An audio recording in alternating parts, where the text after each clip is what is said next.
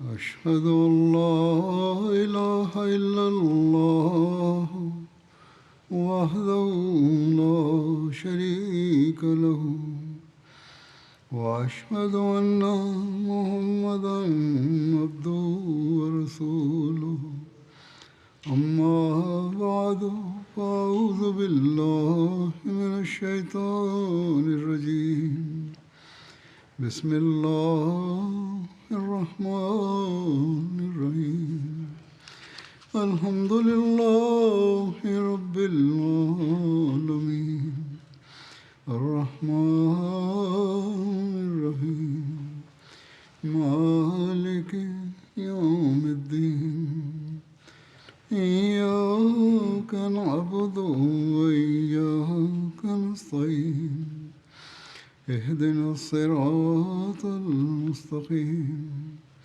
صراط الذين أنعمت عليهم غير المغضوب عليهم ولا الضالين.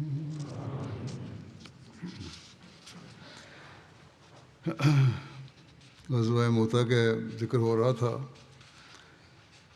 اس کے بارے میں مزید تفصیل اس طرح ہے کہ جب حضرت صلی اللہ علیہ وسلم نے حضرت عبداللہ بن رواحہ کو الوداع کہا تو حضرت عبداللہ نے عرض کیا کہ یا رسول اللہ صلی اللہ علیہ وسلم مجھے ایسی چیز کا حکم دیں جسے میں آپ کی طرف سے یاد کر لوں. آپ نے فرمایا کل تم ایسے شہر پہنچو گے جہاں سجود کم ہوتے ہیں، وہاں سجود کثرت سے کر لو. اب یہ بہت بڑی نصیحت ہے. آج کل کے اس زمانے میں ہم جن ملکوں میں رہ رہے ہیں یہاں بھی یہی حال ہے. اللہ تعالیٰ کو لوگ بھلا بیٹھے ہیں. اس وقت میں، اس دور میں احمدیوں کو کثرت سے اپنی باتوں کی طرف توجہ دینی چاہیے. پھر انہوں نے عرض کیا کہ اے اللہ کے رسول اور وصیت فرمائیں. آپ صلی اللہ علیہ وسلم فرمایا اللہ تعالیٰ کا ذکر کیا کرو. یہ ہر اس معاملے میں جسے تم چاہو تمہارا مددگار ہوگا. ذکر الہی بہت ضروری چیز ہے. جب حضرت عبداللہ جانے لگے تو واپس آئے اور عرض کیا ہے اللہ کے رسول اللہ وطر ہے اور وطر کو پسند کرتا ہے. تو آپ نے فرمایا سوال کرتے جاؤ گے ابن رواحہ اور بس کرو. جب تم عاجز آ جائے اور اگر تم نے 10 آدمیوں سے برائی کی ہو تو ایک سے نیکی کرنے سے عاجز نہ آنا. یعنی اتنی برائیوں کے بعد بھی اللہ تعالیٰ کی خاطر اگر نیکی کرو گے، اللہ تعالیٰ کا خوف دل میں ہوگا تو اللہ تعالیٰ معاف کرنے والا ہے. بس اللہ تعالیٰ نیکی کرنے والوں کو بخشتا ہے. اس کی رحمت بڑی وسیع ہے. حت الوسع اس کوشش میں کر رہو کہ نیکی کرنی ہے اور برائی سے بچنا ہے. یہ نہیں کہ ہر دفعہ 10 برائیاں کرو اور اس کے بعد کہو ایک نیکی کر لی. نہیں، بلکہ حقیقی توبہ کرنے والا برائیاں کرنے کے بعد پھر برائیوں سے بچنے کی کوشش کرتا ہے اور نیکی کرتا تھا کہ اللہ تعالیٰ کا فضل حاصل کرنے والا بنے. بہرحال یہ حضرت صلی اللہ علیہ وسلم نے جب فرمایا کہ تو ایک نیکی کرنے سے عاجز نہ آنا، اس پر حضرت عبداللہ نے عرض کیا یا رسول اللہ صلی اللہ علیہ وسلم میں اس کے بعد آپ سے کوئی سوال نہیں کروں گا. لوگوں نے آپ صلی اللہ علیہ وسلم کے مقرر کردہ عمراء کو الوداع کہا. حضرت عبداللہ بن رواحہ کو الوداع کہا گیا تو رونے لگے. صحابہ نے پوچھا کہ آپ کو کیا چیز رلا رہی ہے؟ انہوں نے کہا کہ اللہ کی قسم مجھے نہ دنیا سے محبت ہے اور نہ ہی تم سے، لیکن میں نے رسول اللہ صلی اللہ علیہ وسلم کو یہ آیت پڑھتے ہوئے سنا ہے جس میں آگ کا ذکر ہے کہ وَإِن مِّنكُمْ إِلَّا وَارِدُهَا كَانَ عَلَىٰ رَبِّكَ حَتْمًا مَّقْضِيًّا. یعنی اور تم میں سے کوئی نہیں مگر وہ ضرور اس پر اترنے والا ہے. یہ تیرے رب پر ایک طے شدہ فیصلے کے طور پر فرض ہے. کہنے لگے کہ میں نہیں جانتا کہ والد ہونے کے بعد میری واپسی کیسی ہوگی. یہ حالات ہونے ہیں. تو اس پر مسلمانوں نے کہا کہ اللہ تمہارے ساتھ ہو اور وہ تم سے لوگوں سے اور وہ اسے تم لوگوں سے دور کرے، یعنی برائیاں کو، اور لوگ تمہاری طرف اور تم لوگ ہماری طرف صالح ہونے کی حیثیت میں آؤ، حالت میں آؤ. ساروں کو دعا دی الوداع کہنے والوں نے. یہ خوف تھا ان میں، ورنہ مومن کے لیے تو اللہ تعالیٰ فرماتا ہے وہ دوزخ میں نہیں جائے گا. یہاں مراد یہ ہے کہ مومن دوزخ کا حصہ اس دنیا میں کافروں کی تکالیف کی وجہ سے بھی پا لیتے ہیں، اور مرنے کے بعد کی دوزخ ان سے بہت دور ہوتی ہے. صحابہ نے اس بات کو سمجھتے ہوئے کہا تھا کہ یہ دنیاوی تکلیف بھی اللہ تعالیٰ سے تم سے دور کرے اور تم ہماری طرف صالح ہونے کی حالت میں آؤ، اللہ تعالیٰ کا فضل تمہارے ساتھ ہو.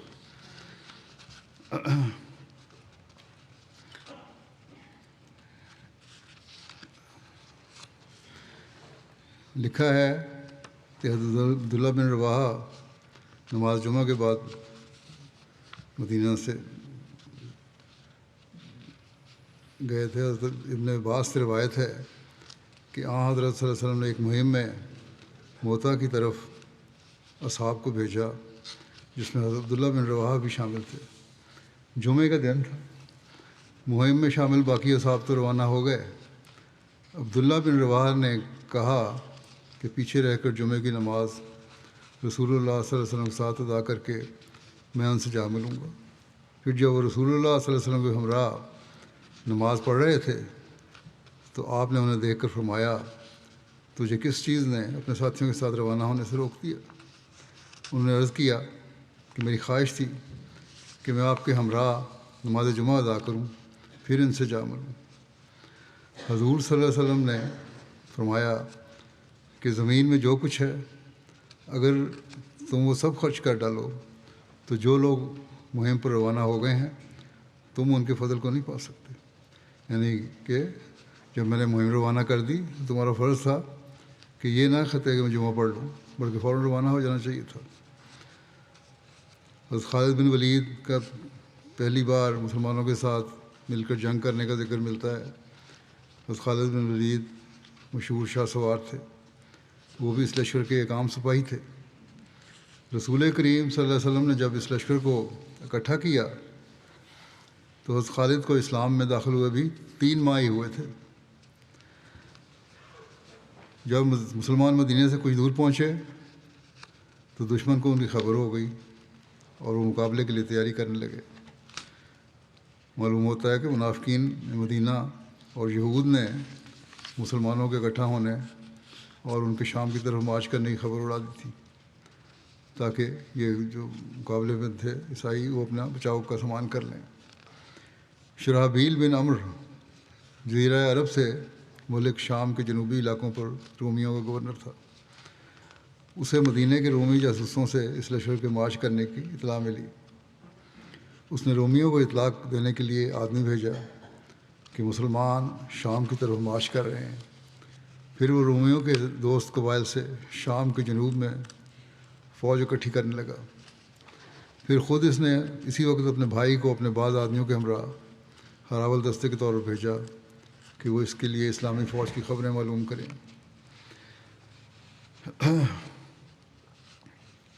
یہ بھی لکھا ہے کہ دوسری طرف شرحبیل بن عمر نے 1 لاکھ سے زائد افراد کا لشکر تیار کیا. جب مسلمان وادی القراء میں پہنچے تو شرحبیل نے اپنے بھائی سدوس کو 50 مشرکین کے ساتھ بھیجا. انہوں نے مسلمانوں سے جنگ کی. سدوس کے ساتھیوں کو شکست ہوئی اور وہ خود بھی قتل ہو گیا. مسلمان بھی آگے بڑھے اور شام کے علاقہ معان میں پہنچے. یہ جگہ موتا سے پہلے واقع ہے. یہاں صحابہ کو دشمن کی کثرت اور ان کے جمع ہونے کا علم ہوا اور ان کو خبر ملی کہ ہرقل 1 لاکھ رومیوں کے ساتھ بلقاء کے علاقہ معاب میں آیا ہوا ہے اور اس کے ساتھ مختلف قبائل سے 1 لاکھ عرب بھی مل گئے ہیں.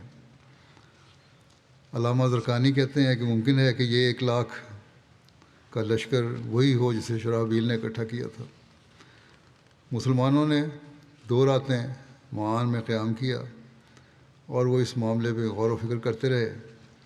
بعض نے کہا کہ ہم رسول اللہ صلی اللہ علیہ وسلم کو خط لکھ کر ساری خبر دے دیتے ہیں، آپ مزید لشکر بھیج کر ہماری مدد کریں، یا کوئی اور حکم فرمائیں گے جسے ہم کر گزریں گے۔ حضرت عبداللہ بن رواحہ نے انہیں آگے بڑھنے کے لیے ہمت دی اور کہا، اے میری قوم، اللہ کی قسم، جس چیز کو تم اب ناپسند کر رہے ہو اسی کے حصول کے لیے تم نکلے تھے۔ تم شہادت کی آرزو لے کر نکلے ہو۔ ہم لوگوں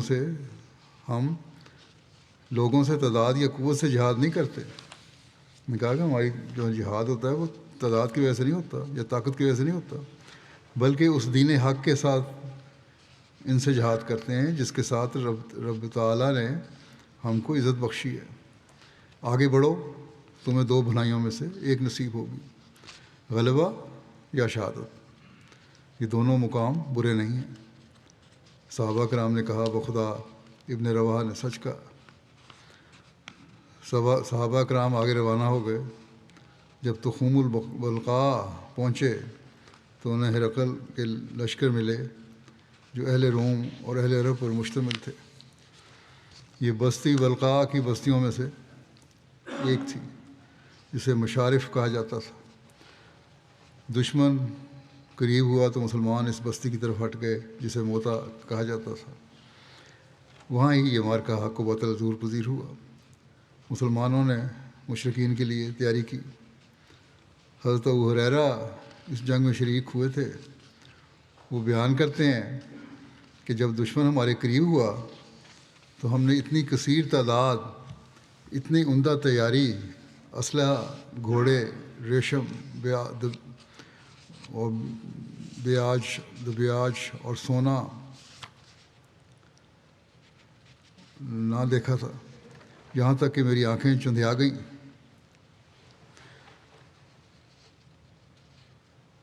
مجھے حضرت ثابت بن اکرم نے کہا، ابو ہریرہ تم کثیر لشکر دیکھ رہے ہو؟ سوال کیا۔ میں نے کہا ہاں۔ انہوں نے کہا، تم نے ہمارے ساتھ غزوہ بدر میں شرکت نہیں کی، ہم کثرت کی وجہ سے غالب نہیں آئے تھے۔ ابن اسحاق نے لکھا ہے، مسلمانوں نے مشرکین کے لیے تیاری کی اور لشکر کے دائیں اور بائیں حصے پر نگران متعین کیے گئے۔ حضرت زید کی شہادت کے بارے میں لکھا ہے، پھر لوگ بہم نبرد آزما ہو گئے، انہوں نے سخت قتال کیا۔ حضرت زید بن حارثہ نے حضرت صلی اللہ علیہ وسلم کے علم کے ساتھ جہاد کیا، یہاں تک کہ دشمن کی نیزوں کی وجہ سے جام شہادت نوش کر گئے۔ پھر حضرت جعفر نے علم اسلام تھاما اور جہاد کیا۔ جب قتال ان کی رکاوٹ بنا تو اپنے گھوڑے شکرا سے نیچے اتر آئے، ان کی گونچیں کاٹ دیں، پھر جہاد کیا یہاں تک کہ وہ شہید ہو گئے۔ حضرت جعفر پہلے مسلمان تھے جنہوں نے رائے خدا میں اپنے گھوڑے کی گونچیں کاٹی۔ قبیلہ بنو مرہ بن عوف میں سے ایک شخص نے غزوہ موتا میں شرکت کی تھی۔ انہوں نے کہا، گویا کہ میں اب بھی حضرت جعفر کو دیکھ رہا ہوں۔ جب وہ اپنے شکرا گھوڑے سے نیچے اترے، اس کی گونچیں کاٹیں، پھر جہاد کیا یہاں تک کہ وہ شہید ہو گئے۔ اس وقت وہ یہ اشعار پڑھ رہے تھے، یا حبذ الجنت واقترابها طیبۃ وباردا شرابها والروم روم قد انا عذابها کافرۃ بعیدۃ انصابها علی اذلا قیتها ذرابها۔ جنت یعنی جنت اور اس کے قرب کے کیا کہنے، اس کا پانی کتنا پاکیزہ اور ٹھنڈا ہے۔ رومی ہیں، ان کا عذاب قریب آ گیا ہے، وہ کافر ہیں، ان کا نصب بہت زیادہ دور ہے۔ مجھ پر لازم ہے کہ جب میں ان سے جنگ کروں تو انہیں ضرب لگاؤں۔ ایک روایت میں ہے کہ حضرت ابو عامر بیان کرتے ہیں کہ حضرت جعفر نے ہتھیار زیب بدن کیا، پھر مشرکین پر حملہ کر دیا۔ جب انہیں خدشہ لاحق ہوا کہ وہ دشمن میں مل جائیں گے تو انہوں نے ہتھیار پھینک دیے، انہوں نے دشمن پر حملہ کیا اور نیزہ بازی کی، حتیٰ کہ شہید ہو گئے۔ ابن ہشام نے روایت کیا ہے کہ حضرت جعفر بن ابو طالب نے اپنے دائیں ہاتھ میں جھنڈا تھاما، وہ ہاتھ کٹ گیا، پھر بائیں ہاتھ میں جھنڈا تھام لیا، وہ بھی کٹ گیا، پھر اسے اپنی کونیوں کے ساتھ سینے سے چمٹا لیا، حتیٰ کہ شہید ہو گئے۔ اس وقت ان کی عمر 33 سال تھی۔ ان بازوؤں کے عوض اللہ تعالیٰ نے انہیں 2 پر عطا کر دیے، وہ ان کے ساتھ جنت میں جہاں چاہتے اٹھتے۔ یہ بھی کہا جاتا ہے کہ ایک رومی نے ان پر ایک ضرب لگائی اور انہیں 2 حصوں میں تقسیم کر دیا۔ امام بخاری اور امام بہقی نے حضرت عبداللہ بن عمر سے روایت کی ہے، وہ بیان کرتے ہیں کہ میں اس غزوے میں شریک تھا۔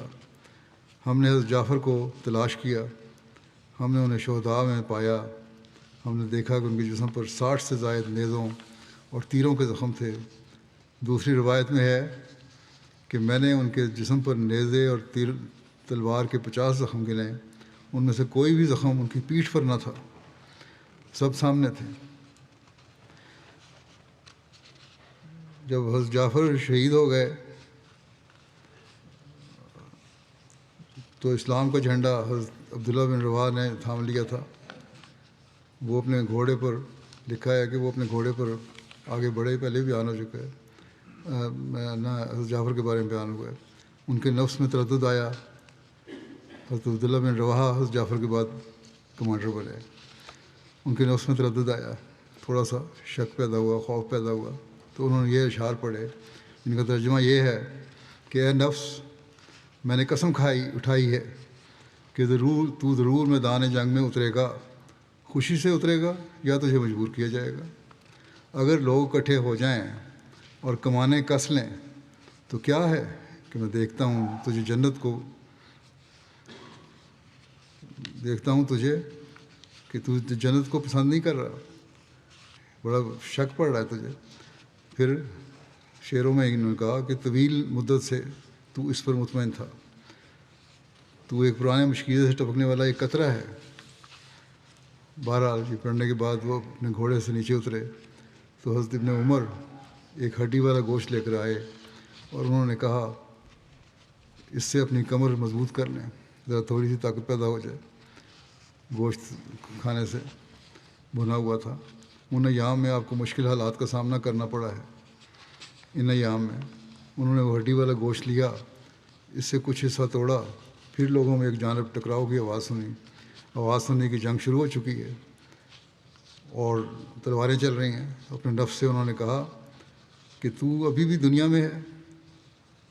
اس ہڈی کو اپنے ہاتھ سے پھینک دیا، گوشت کھانے میں لگا ہوا ہے، لوگ تلواروں سے لڑ رہے ہیں۔ انہوں نے فوراً اس کو پھینکا اور اپنی تلوار تھامی، آگے بڑھے اور لڑائی شروع کر دی، یہاں تک کہ شہید ہو گئے اور ان کے ہاتھ سے جھنڈا گر پڑا۔ مسلمان اور مشرکین باہم مل گئے، بعض افراد پسپا ہو گئے۔ اس پر حضرت عتبہ بن عامر پکار کر کہنے لگے، اے قوم، پیٹھ پھیر کر قتال کرنے کے بجائے آگے بڑھ کر قتال کرنا زیادہ بہتر ہے۔ جوش دلایا انہوں نے۔ ایک روایت کے مطابق حضرت زید، جعفر اور عبداللہ رضی اللہ عنہم کو ایک ہی قبر میں دفن کیا گیا۔ حضرت ابو عامر بیان کرتے ہیں کہ جب حضرت عبداللہ بن رواحہ شہید ہو گئے تو مسلمانوں کو بری طرح ہزیمت اٹھانا پڑی۔ یہ کہتے ہیں کہ میں نے 2 افراد کو بھی اکٹھا نہ دیکھا، بالکل بکھر گئے تھے۔ ایک انصاری شخص نے جھنڈا اٹھا لیا، وہ دوڑ کر آیا، اس نے لوگوں کے آگے آ کر جھنڈا گاڑ دیا، پھر کہا اے لوگوں میری طرف آؤ۔ لوگ اس کے پاس جمع ہو گئے۔ جب جھنڈا آ گیا تو لوگ پھر مسلمان اکٹھے ہونے لگے۔ جب ان کی تعداد زیادہ ہو گئی تو حضرت خالد بن ولید کے پاس گئے۔ حضرت خالد نے اس انصاری سے کہا میں اسے تم سے نہیں لوں گا، تم اس کے زیادہ مستحق ہو۔ اس انصاری نے کہا کہ اللہ کی قسم، میں نے اسے تمہارے لیے ہی پکڑا ہے، میں نے تو پکڑا ہی آپ کے لیے۔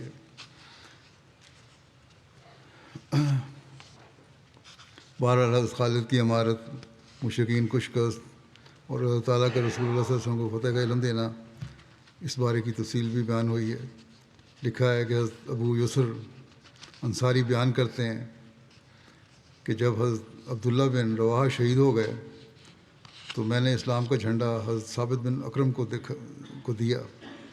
حضرت ثابت نے حضرت خالد بن ولید سے کہا آپ فنون جنگ سے مجھ سے زیادہ آشنا ہیں، چنانچہ وہ جھنڈا حضرت خالد بن ولید کو دے دیا گیا۔ ابن اسحاق کہتے ہیں کہ جب حضرت خالد بن ولید نے جھنڈا تھاما تو انہوں نے لوگوں کا دفاع کیا، انہیں سمیٹ کر اکٹھا کیا، پھر اپنے لشکر کو ایک طرف ہٹا لیا اور دشمن بھی ان سے پیچھے ہٹ گیا اور وہ لوگوں کو بچا کر واپس لے آئے۔ ابن اسحاق کے مطابق یہ دور ہٹنا ہی دراصل رومیوں سے بچنا تھا، کیونکہ اس وقت 2000 سے زائد مسلمان رومیوں میں مل چکے تھے، یعنی کہ بالکل آپس میں گتھم گتھاں تھے، جبکہ مسلمانوں کی کل تعداد 3000 تھی۔ اس اعتبار سے اس سریہ کو فتح اور نصرت کہا گیا ہے، کیونکہ دشمن نے مسلمانوں کو گھیر لیا تھا، وہ ان پر جمع ہو چکے تھے اور عموماً ایسے حالات میں سارے مسلمان شہید ہو سکتے تھے۔ احتمال بھی یہی تھا، لیکن ایسا کہنا حضرت صلی اللہ علیہ وسلم کے اس فرمان کے خلاف تھا کہ یہاں تک کہ اللہ تعالیٰ تمہیں فتح عطا کر دے۔ مطلب یہی تھا کہ تم لوگ بچ تو جاؤ گے۔ فتح کے بھی کئی مختلف پہلو ہوتے ہیں۔ اکثر سیرت نگار لکھتے ہیں کہ حضرت خالد اور ان کے ساتھیوں نے دشمن کے ساتھ قتال کیا، حتیٰ کہ انہیں شکست سے دوچار کر دیا۔ حضرت ابو عامر نے بیان کیا کہ جب حضرت خالد نے جھنڈا تھام لیا تو دشمن پر حملہ کر دیا۔ اللہ تعالیٰ نے دشمن کو بری طرح شکست دی، ایسی شکست میں نے کبھی نہ دیکھی تھی، حتیٰ کہ مسلمانوں نے انہیں اس طرح قتل کیا جیسے انہوں نے چاہا۔ یہ بھی روایت ہے۔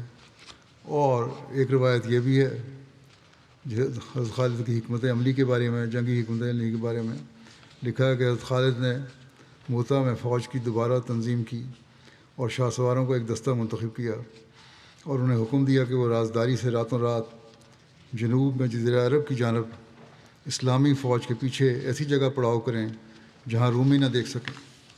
حضرت خالد نے انہیں حکم دیا کہ متعدد دستوں میں تقسیم ہو کر اسلامی لشکر کے پیچھے سے موتا کی طرف آئیں اور انتہائی بلندی آواز سے تکبیرات بلند کریں اور اپنے گھوڑوں کو مٹی والی جگہوں پر دوڑائیں تاکہ بہت غبار اٹھے۔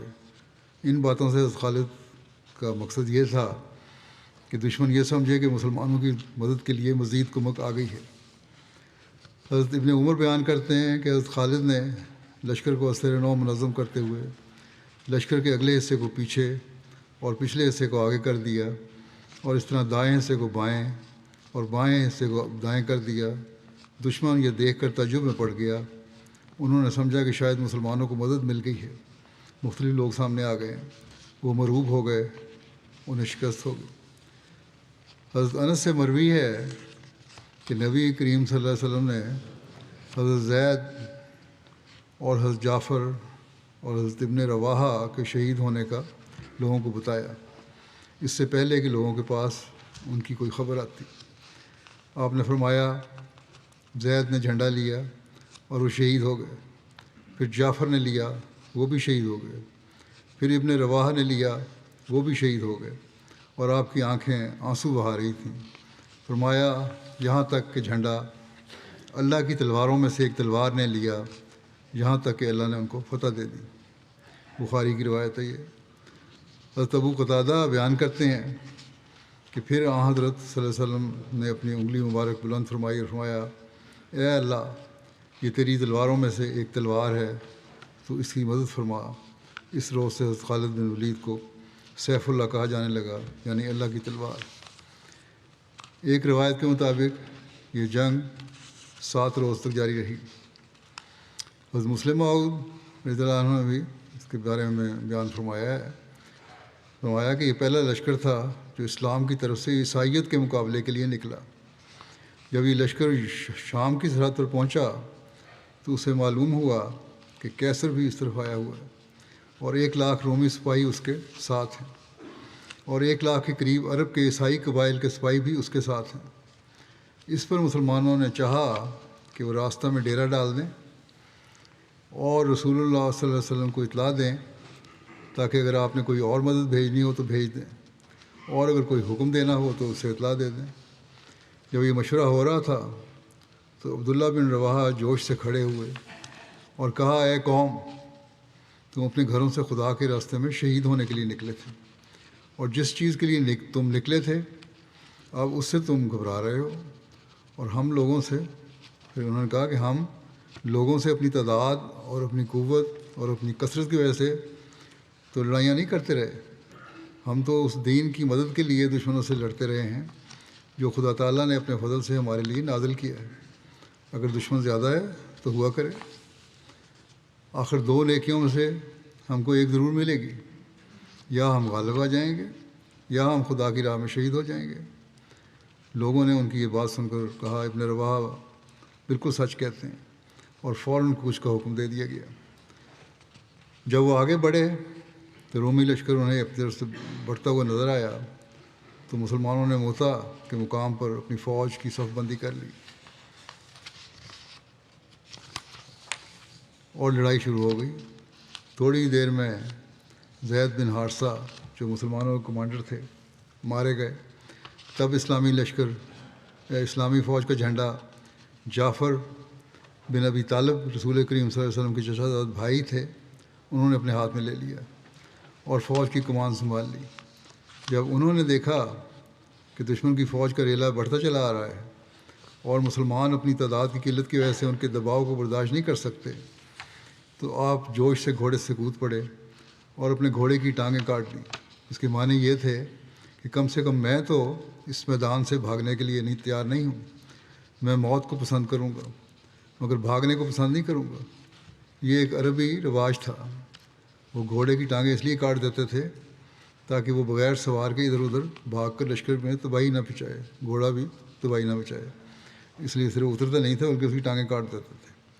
تھوڑی دیر کی لڑائی میں آپ کا دایاں بازو کٹ گیا، تب آپ نے بائیں ہاتھ سے جھنڈا پکڑ لیا، پھر آپ کا بایاں ہاتھ بھی کٹ گیا، تو آپ نے دونوں ہاتھ کے ٹونڈوں سے جھنڈے کو اپنے سینے سے لگا لیا اور میدان میں کھڑے رہے یہاں تک کہ آپ شہید ہو گئے۔ تب عبداللہ بن رواحہ نے رسول کریم صلی اللہ علیہ وسلم کے حکم کے متحد جھنڈے کو پکڑ لیا اور وہ بھی دشمن سے لڑتے لڑتے مارے گئے۔ اس وقت مسلمانوں کے لیے کوئی موقع نہ تھا کہ وہ مشورہ کر کے کسی کو اپنا سردار مقرر کرتے، اور قریب تھا کہ دشمن کے لشکر کی کثرت کی وجہ سے مسلمان میدان چھوڑ جاتے کہ خالد بن ولید نے ایک دوست کی تحریک پر جھنڈا پکڑ لیا اور شام تک دشمن کا مقابلہ کرتے رہے۔ دوسرے دن پھر خالد اپنے تھکے ہوئے اور زخم خوردہ لشکر کو لے کر دشمن کے مقابلے کے لیے نکلے، اور انہوں نے یہ ہوشیاری کی کہ لشکر کے اگلے حصے کو پیچھے کر دیا اور پچھلے حصے کو آگے کر دیا، اور دائیں کو بائیں اور بائیں کو دائیں، اور اس طرح نعرے لگائے کہ دشمن سمجھا کہ مسلمانوں کو اور مدد پہنچ گئی ہے۔ اس پر دشمن پیچھے ہٹ گیا اور خالد اسلامی لشکر کو بچا کر واپس لے آئے۔ دشمن خود ہی پیچھے چلا گیا، انہوں نے پیچھا نہیں کیا مسلمانوں نے، بہرحال یہ بھی نہیں کہ ان سے ڈرے بلکہ دشمن خود ہی ہٹ کے پیچھے چلا گیا تھا۔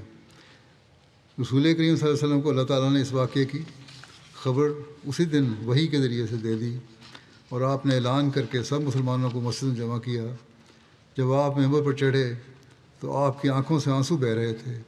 آپ نے فرمایا، اے لوگو، میں تم کو اس جنگ میں جانے والے لشکر کے متعلق خبر دیتا ہوں۔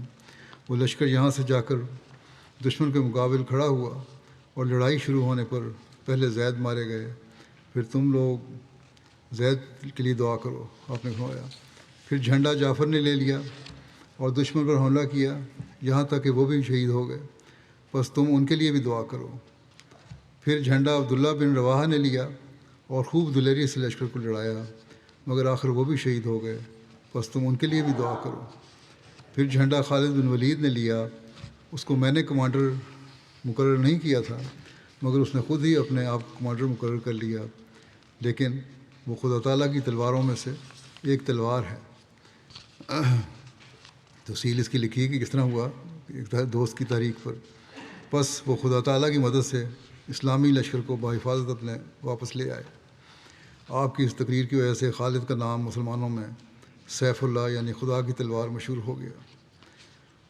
چونکہ خالد آخر میں ایمان لائے تھے، بعض صحابہ ان کو مذاقاً یا کسی جھگڑے کے موقع پر تانا دے دیا کرتے تھے۔ ایک دفعہ کسی نے ایسی بات پر حضرت عبد الرحمن بن عوف سے ان کی تکرار ہوئی انہوں نے رسول اللہ صلی اللہ علیہ وسلم سے خالد کی شکایت کی. رسول اللہ صلی اللہ علیہ وسلم نے فرمایا خالد تم اس شخص کو جو کہ بدر کے وقت سے اسلام کی خدمت کر رہا ہے کیوں دکھ دیتے ہو؟ اگر تم احد کے برابر بھی سونا خرچ کرو تو اس کے برابر خدا تعالیٰ سے انعام حاصل نہیں کر سکتے. اس پر خالد نے کہا یا رسول اللہ یہ مجھے طعنہ دیتے ہیں تو پھر میں یہ جواب دیتا ہوں. رسول اللہ صلی اللہ علیہ وسلم نے فرمایا تم لوگ خالد کو تکلیف نہ دیا کرو. خالد کی بھی دلداری کی آپ نے. یہ اللہ تعالیٰ کی تلواروں میں سے ایک تلوار ہے جو خدا تعالیٰ نے کفار کی ہلاکت کے لیے کھینچی. یہ پیش گوئی چند سالوں بعد حرف بحرف پوری ہوئی. جب خالد اپنے لشکر کو واپس لائے تو مدینہ کے ساتھ صحابہ جو ساتھ نہ گئے تھے انہوں نے اس کے لشکر کو بگوڑے کہنا شروع کیا. مطلب یہ تھا کہ تم کو وہیں لڑ کر مر جانا چاہیے تھا, واپس نہ آنا چاہیے تھا.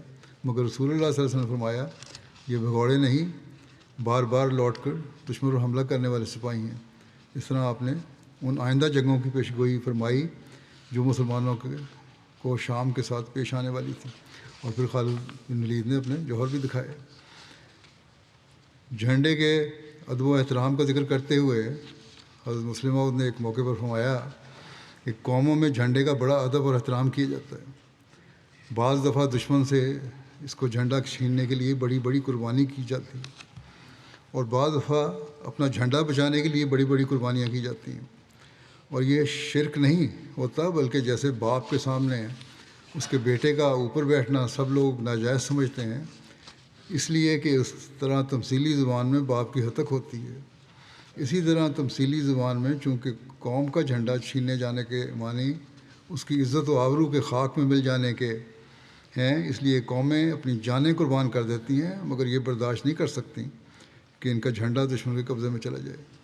اس لیے نوائے احمدیت وغیرہ غلام احمدیہ بھی اپنے جھنڈوں کی حفاظت کے لیے اس لیے قاعدہ بنایا گیا ہے کہ حفاظت کے لیے خدام مقرر ہوں. بہرحال آپ لکھتے ہیں کہ جب کسی قوم کے افراد کے دلوں میں اس کے جھنڈے کی عظمت قائم کر دی جاتی ہے تو وہ انہیں اس بات کے لیے تیار کر دیتی ہے کہ اگر اپنے جھنڈے کی حفاظت کے لیے انہیں اپنی جانیں بھی قربان کرنی پڑیں تو بلا دریغ جانیں قربان کر دیں, کیونکہ اس وقت تھوڑی سی لکڑی اور کپڑے کا سوال نہیں ہوتا بلکہ قوم کی عزت کا سوال ہوتا ہے جو تمثیلی زبان میں ایک جھنڈے کی صورت میں ان کے سامنے موجود ہوتا ہے. آپ نے لکھا کہ میں نے کئی دفعہ پہلے بیان کیا ہے کہ ہمیں صحابہ میں بھی اس قسم کی مثال نظر آتی ہے. ایک جنگ میں ایک مسلمان افسر کے پاس اسلامی جھنڈا تھا. وہ لوگ شاندار جھنڈے نہیں بنایا کرتے تھے بلکہ ایک معمولی سی لکڑی پر کالا کپڑا باندھ لیتے تھے. مگر چاہے وہ کالا کپڑا ہوتا چاہے اس جھنڈے کی معمولی لکڑی ہوتی, اس وقت سوال قوم کی عزت کا ہوا کرتا تھا. یہ نہیں دیکھا جاتا تھا کہ جھنڈا قیمتی ہے یا معمولی, بلکہ وہاں صرف اس بات کو ملحوظ رکھا جاتا تھا کہ قوم کی عزت اس بات میں ہے کہ اس جھنڈے کی حفاظت کی جائے. بہرحال اس لڑائی میں عیسائیوں نے جن کے خلاف جنگ ہو رہی تھی خاص طور پر اس جگہ حملہ کیا جہاں مسلمانوں کا جھنڈا تھا. حضرت جعفر کے پاس یہ جھنڈا تھا اور یہ جنگ موتا تھی.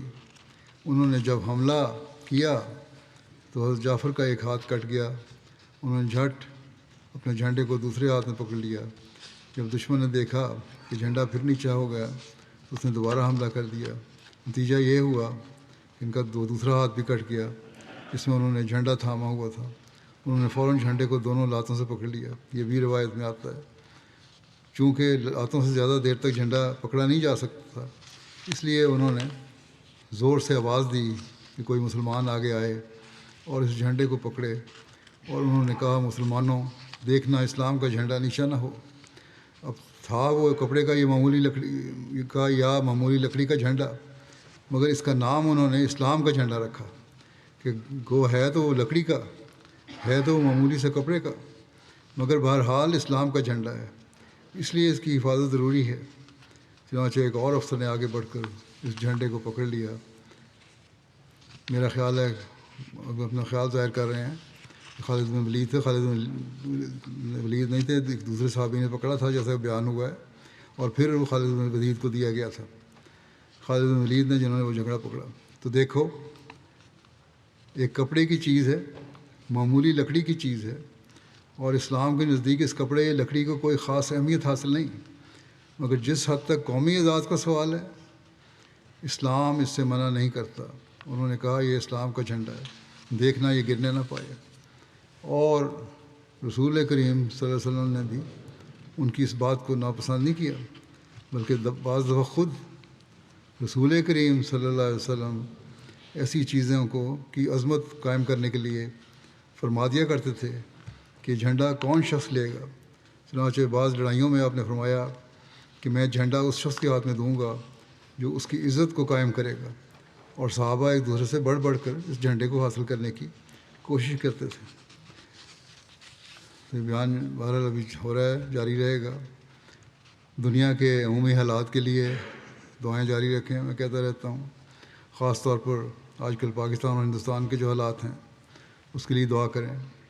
اللہ تعالیٰ ظلم کا خاتمہ کرے، مظلوموں کی حفاظت فرمائے، حکومتوں کو عقل دے کہ جنگوں کی طرف بڑھنے کے بجائے صلح و صفائی سے معاملات طے کریں، بین الاقوامی معاہدوں کی پاسداری کرنے والے ہوں، اور اللہ تعالیٰ بین الاقوامی تنظیموں کو بھی، جہاں آج کل انصاف تو مشکل سے ملتا ہے لیکن اللہ تعالیٰ کرے ان تنظیموں کو بھی توفیق دے، اور دونوں طرف کے ہمدرد اور دوستوں کو بھی توفیق دے کہ ان ملکوں کی آپس میں معاملات حل کروا سکیں۔ پاکستان کی طرف سے تو بہرحال یہ سوال یہ کہا جا رہا ہے، اور اکثر بیان آتے رہتے ہیں ان کے وزیروں کے، کہ جو کشمیر میں جو واقعہ ہوا ہے دہشت گردی کا، ہمارا اس سے کوئی تعلق نہیں ہے، اور اگر تمہیں شک ہے تو UN کے اداروں کے ذریعے سے اس کی تحقیق کرواؤ جو ہونی چاہیے، بجائے اس کے ہم لڑائیں۔ ہندوستان کی حکومت کو بھی اس پر مثبت رویہ دکھانا چاہیے۔ اللہ تعالیٰ عقل دے دونوں طرف کو۔ جنگ ہوتی ہے تو دونوں طرف کو نقصان ہوتا ہے، اور پھر صرف سپاہی نہیں بلکہ عوام اور مظلوم بھی بلا وجہ مارے جاتے ہیں۔ یہی ہم آج کل کی جنگوں میں دیکھ رہے ہیں، یہی ہو رہا ہے ہر جگہ۔ بہرحال دنیا کے سب مظلوموں کے لیے دعا کریں۔ بظاہر تو دنیا تباہی کے دہانے پہ کھڑی ہے، اللہ تعالیٰ ہی اسے تباہی سے بچائے، اور یہ اسی وقت ہو سکتا ہے جب یہ خدا تعالیٰ کی طرف جھکنے والے بن جائیں۔ اللہ تعالیٰ انہیں توفیق دے اور ہمیں بھی دعاؤں کی توفیق دے۔ اب میں جمعے کے بعد نماز کے بعد ایک جنازہ پڑھاؤں گا ایک شہید کا، محمد آصف صاحب بن رفیق احمد صاحب، آپ بھلیر ضلع قصور ہیں۔ ان کو معاندین احمدیت نے 24 اپریل کو فائرنگ کر کے شہید کر دیا تھا۔ انا للہ و انا الیہ راجعون۔ وہ وقت شہادت مرحوم کی عمر 19 سال تھی، نوجوان لڑکے تھے۔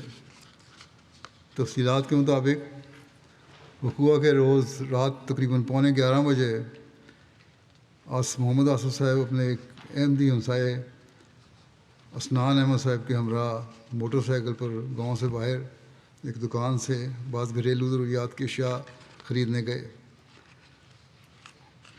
گاؤں کے دکانداروں نے بائیکٹ کر رکھا تھا، اس لیے خرید و فروخت کے لیے باہر جانا پڑتا تھا۔ گھر سے تقریباً 100 میٹر کے فاصلے پر راستے میں معاندین پہلے سے طاق میں موجود تھے۔ انہوں نے ان دونوں پر فائرنگ کر دی۔ محمد آصف صاحب کے دائیں کندھے پر کمر کی طرف گولی لگی جو آر پار ہو گئی، جبکہ دوسرے خادم اسنان احمد صاحب کو بائیں ٹانگ میں گولی لگی۔ حملہ اور وقوع کے بعد بھی خوف و ہراس پھیلانے کے لیے فائرنگ کرتے رہے۔ ہمارے ان دونوں خدام نے باوجود زخمی ہونے کے ہمت اور حوصلے سے کام لیا، اور وہاں سے موٹر سائیکل پر ہی نکل آئے اور کچھ فاصلے پر آ کر گر گئے۔ چلاتے رہے موٹر سائیکل اپنا۔ پولیس موقع پہ تاخیر سے پہنچی۔ اس دوران حملہ آوروں کی طرف سے فائرنگ کا سلسلہ جاری رہا، جس کی وجہ سے ان دونوں کو فوری طور پر ہسپتال نہ لے جایا جا سکا۔ پولیس کے پہنچنے پر آصف صاحب کو ہسپتال لے جایا گیا، تاہم اس دوران خون زیادہ بہنے کی وجہ سے محمد آصف صاحب ہسپتال پہنچتے ہی شہید ہو گئے۔ انا للہ و انا الیہ راجعون۔ وقوع کا مقدمہ متعلقہ پولیس اسٹیشن پھول نگر ضلع قصور میں درج ہوا ہے۔ اب ان کے مقدمے میں درج ہونے کے بعد حالات ایسے ہی رہتے ہیں، کرتے کچھ نہیں ہے، لیکن دیکھیں اب کیا کرتے ہیں۔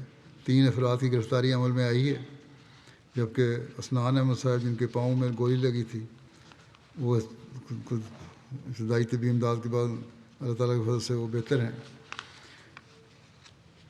بلیر ضلع قصور میں گزشتہ 3 سال سے شدید مخالفت کا ماحول ہے۔ متعدد مرتبہ احباب جماعت کے خلاف بے بنیاد الزامات کے تحت مقدمات درج کروائے گئے۔ کئی مرتبہ احمدی احباب کو تشدد کا نشانہ بنایا گیا۔ احمدیہ قبرستان میں احمدی مرحومین کی قبروں سے کلمہ طیبہ اور دیگر حاجات مٹائی گئیں۔ گاؤں میں مکمل بائیکاٹ کی کیفیت ہے۔ دکانوں سے سودا سلف خریدنے کی پابندی کے علاوہ گاؤں کے مشترکہ واٹر فلٹریشن پلانٹ سے پانی لینے کی اجازت نہیں ہے۔ بچوں کو تعلیمی ادارہ جات میں آتے جاتے تنگ کیا جاتا ہے۔ یہ تو وہاں حالات ہیں۔ شہید مرحوم کے خاندان میں احمدیت کا نفوذ ان کے پردادا مکرم محمد دین صاحب کے ذریعے سے ہوا، جنہوں نے 1934 میں خلافت ثانیہ کے بابرکت دور میں قادیان جا کر جلسہ سالانہ کے موقع پر بیعت کی تھی۔ شہید مرحوم کے دادا کا نام محمد یعقوب صاحب تھا۔ شہید مرحوم اپنے والدین کے اکلوتے بیٹے تھے، کم گو اور وسیع حوصلے کے مالک تھے۔ ہر کسی سے محبت اور ہمدردی کا تعلق تھا۔ پنجگانہ نمازوں کے پابند تھے، جماعتی خدمت میں پیش رہتے، جماعتی انضام کے تحت ہونے والے ورزشی مقابلہ جات میں شمولیت کا بہت شوق تھا۔ حال ہی میں ضلع میں ہونے والے مقابلے میں اپنی پوزیشن بھی حاصل کی تھی انہوں نے، پہلی پوزیشن۔ شہید مرحوم اپنی والدہ جو دل کی مریضہ ہیں ان کی مکمل دیکھ بھال کرتے۔ والدہ محترمہ نے بیان کیا کہ مرحوم نہایت اطاعت گزار بچہ تھا، کبھی میری نافرمانی نہیں کی، رشتہ داروں اور عزیز و اقارب کے ساتھ ہمدردی اور پیار کرنے والا تھا۔ ان کی ہمشیرہ زاہدہ رفیق کہتی ہیں کہ میرے بھائی ہر ایک کا خیال رکھتا، بہت پیار کرنے والا اور ہمدرد بھائی تھا۔ شہادت کا اس کو بھی شوق تھا جو اللہ تعالیٰ نے پورا کر دیا۔ شہادت سے 3 دن قبل خواب دیکھی کہ بھائی کو گولی لگی ہے۔ اگلے روز فون کر کے خیریت دریافت کی۔ شہادت والے دن بھی خیریت معلوم کی، لیکن کہتے تھے میں مصروف ہوں، تو مختصر سی بات ہوئی۔ پھر کہتی ہیں بھائی نے کہا کہ رات کو بات کریں گے، مگر بات نہیں ہو سکی پوری طرح، اور وہ اسی دن شہید ہوا اور اللہ کے حضور حاضر ہو گیا۔ پھر ان کی بہن کہتی ہیں کہ بھائی کی بابت خواب کی وجہ سے بہت پریشان تھی، میں خط بھی لکھ رہی تھی، مجھے خط لکھ رہی تھی دعا کے لیے۔ کہتی ہیں آپ وہ خط میں لکھ رہی تھی، جب میں اس فکرے پہ پہنچی کہ میں نے خواب میں دیکھا ہے گولی لگی ہے، تو اسی وقت کہتے ہیں مجھے اطلاع ملی کہ بھائی کو تو شہادت کا رتبہ مل گیا ہے۔ بوقت شہادت شہید مرحوم خدام احمدیہ ضلع قصور کی مجلس عاملہ میں شامل تھے، ناظم تحریک جدید تھے۔ مقامی جماعت میں نائب قائد خدام احمدیہ اور ناظم اطفال کی حیثیت سے بھی خدمت کی توفیق پا رہے تھے۔ عثمان گان نے والدین کے علاوہ 2 شیر گان یادگار چھوڑی ہیں۔ نثار احمد صاحب صدر جماعت بلیر کہتے ہیں کہ شہید مرحوم اعلیٰ خوبیوں کے مالک، بڑے خوش اخلاق شخصیت کے مالک انسان تھے۔ خاکسار نے ان کو باکردار، خاموش طبع، خلافت سے محبت اور اطاعت کرنے والا خادم سلسلہ پایا ہے۔ نمازوں اور چندوں میں باقاعدہ مکان عمل، خدمت خلق، حفاظتی ڈیوٹی، گویا ہر شعبے میں مثالی کام کرنے والے اور جماعتی کاموں میں بڑھ چڑھ کر حصہ لیتے تھے۔ والدین کی خدمت کرنے والا اور ان کا ہر طرح خیال رکھنے والا تھا۔ طارق احمد صاحب معلم ہیں، کہتے ہیں کہ شہید مرحوم اعلیٰ خوبیوں کے مالک تھے۔ ان کے گھر ٹیلی ویژن نہیں تھا، مگر آپ خطبہ جو جمعہ کا جو ہے میرا، وہ بڑی باقاعدگی سے اپنے فون پہ سنا کرتا تھا، یا پھر میرے پاس آ جاتا تھا مشن ہاؤس میں سننے کے لیے خطبہ میرے گھر میں۔ اور پھر کہتے ہیں جب بھی کسی جماعتی کام کو بھی بلایا جاتا تو فوراً حاضر ہو جاتا۔ ہر کام بڑی ذمہ داری سے کرنے والے تھے۔ جماعتی مہمانوں کی بڑی شوق سے خدمت کرتے تھے۔ اللہ تعالیٰ مغفرت اور رحم کا سلوک فرمائے، درجات بلند کرے، لواحقین کو بھی صبر اور حوصلہ عطا فرمائے۔ پاکستان میں دہشت گردی کرنے والوں اور جماعت کی مخالفت کرنے والوں کے جو جرت ہے وہ بڑھتی چلی جا رہی ہے۔ اللہ تعالیٰ جلد ان کی پکڑ کے سامان کرے۔